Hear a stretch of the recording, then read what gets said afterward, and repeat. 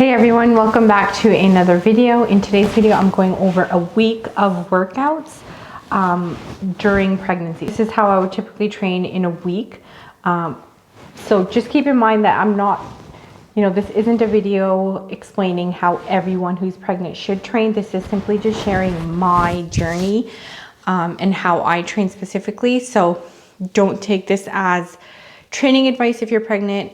Please talk to your doctor, midwife, healthcare provider to make sure that you are clear to train. And I will say that this is my second pregnancy and I have been training, lifting weights for quite a long time. I'd probably say like 8-9 years now. So because this is my second pregnancy and I've been training for so long, I kind of know, how to push my body and the limits and what I can and cannot do. So just wanted to show that, throw that out there. This is definitely not any advice. It's just simply sharing my week of training during pregnancy. I'm not following any specific program. I'm kind of just taking it week by week, seeing how I feel and just trying to hit every major muscle group each week. Let's get into day one. So in this particular session, I'm doing full body with a landmine. Now, as my pregnancy is progressing, I am kind of opting for more dumbbells, more landmine type of movements, just because the barbell is just getting a bit more uncomfortable to train with as my belly grows. I am 8 months pregnant. So day one, so I'm starting with squats on the landmine attachment. I do have lighter weights. I am aiming for higher reps. So here I'll probably do 10 to 12. Keeping in mind that I do not push myself to the point that I'm out of breath because the weight is not heavy for me. I'm more so concerned about elevating my heart rate too high. The second movement I'm doing is landmine clean and press. Again, it's a lighter weight, full body functional movement. And I'm not really trying to, increase my strength during pregnancy or, trying to get a tough workout in. I'm just trying to keep my body strong and stay as fit and active as I possibly can. Third movement I'm doing here is RDLs.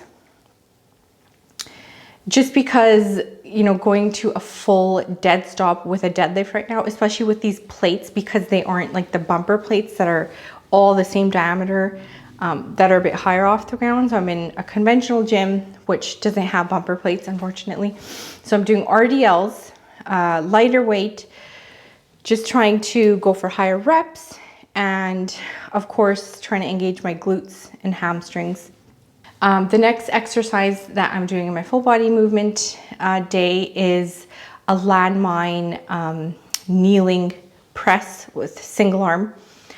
Again, lighter weight, higher reps. I'm doing about 10 reps on each arm. The last movement we have here is a landmine lunge with a high knee. So here I'm going to be working, my glutes, my quads, my hamstrings, as well as my core. So that is what day one looks like for me in this week. Okay, so let's move on to day two.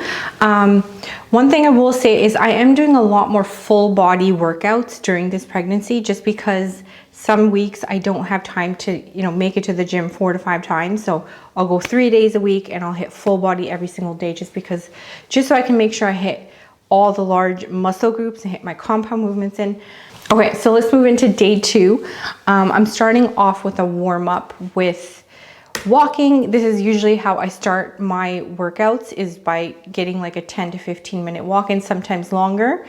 But I do like walking. It's just comfortable for me. I don't really like any other cardio machine right now, just because I am getting later on into my pregnancy and I don't want to elevate my heart rate that much to put additional stress on my body.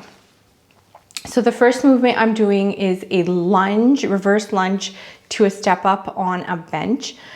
This is lighter weight. So I am working my glutes, quads, hamstrings, and then finishing with a high knee. So I'm getting my core involved as well. So I'm not really doing any direct core exercises as the pregnancy goes on, of course. But these kind of movements are great for working your core. Next, we have the kneeling press again. I love the kneeling press because I'm not using a barbell, so there isn't, a heavy load and the risk of me not being able to control my intra-abdominal pressure. and having a coned belly. So that means if you're having a coned belly in any of your movements, that means you're not able to regulate your intra-abdominal pressure, and you should probably lower the weight or stop that movement altogether. We want to avoid exercises that increase the coning on the belly. So the next movement I'm doing pretty straightforward, just cable cross pull, just working my back. And the next movement I did on this day was a sumo squat, 15 reps with a dumbbell. Now going wider stance is gonna help open up the hips a bit more, which is gonna be great for childbirth. And last but not least, I'm doing incline push-ups, just because they're easier to do and I'm not trying to put additional pressure on my core by doing them on my toes and on the ground. That's just too much pressure on my core, and I will be coning if I do that. So anything that's like on the ground, planks, push-ups like that, I'll just take them at an incline. It's just safer to do and less pressure on the core. And then my core does not cone this way. So great alternative to push-ups on the ground, right? Day 3, I'm doing full body. Again, I like doing full body just because I don't really like to burn out a particular muscle group during each session, just because then I just get too sore the next day and it just makes it hard to like kind of function in day-to-day life, especially with my growing bump and then taking care of my daughter and just the house. So I don't like to totally burn myself out each session, so that's why I like doing full body. First movement I'm doing is standing single arm push press with the dumbbell, and the push press using momentum just makes it easier to push it up, so less pressure on your core with it being a single arm movement as well. Next, again, I'm using the landmine. This is something I like to use all the time, especially as I grow. So I'm doing RDLs, lighter weight, 15 reps here. Again, just trying to push through my heels, feel my glutes and hamstrings. And again, I like to do the squats on the landmine as well. Again, on the third day, just because I'm not feeling that comfortable under the barbell anymore. So these feel great and I'm doing them again. And then the third movement I'm doing is the reverse lunge with 2 25-pound plates. We're going to be doing 14 to 16 reps in total, and of course lighter weight, just what you can handle. And if I do get out of breath, I will take a break and just let my heart rate kind of get back to normal, and then I'll start again. And that's no matter what exercise I am doing, I will just stop and take a break in the middle of my set and then I'll continue. Next, I'm doing deadlifts on the squat rack with the safety bars raised up, just because this makes it easier for me to do a dead stop deadlift, even though it's not full range of motion, but this is how I'm adjusting the deadlifts. I don't want to completely stop doing it, but this enables me to do it safely with good form, and it allows me to still lift, you know, a decent amount of weight. Okay, so that is it for day 3. So the fourth day, I'll do like core exercises combined with walking. Despite what you might have heard, yes, you can train your core, but it's not going to obviously be the traditional planks and crunches. You're working different parts of the core, the TVA, the pelvic floor, and there's ways that you can do that safely and effectively. Having a strong core, you know, will obviously help during childbirth and help make the recovery faster. I'll probably do 2 sets of this circuit. So the first movement I'm doing is a bear stance 3-second hold combined with just standing up. And then the second movement I'm doing is a seated leg pulse, and I am just regulating my breathing, doing diaphragmatic breathing.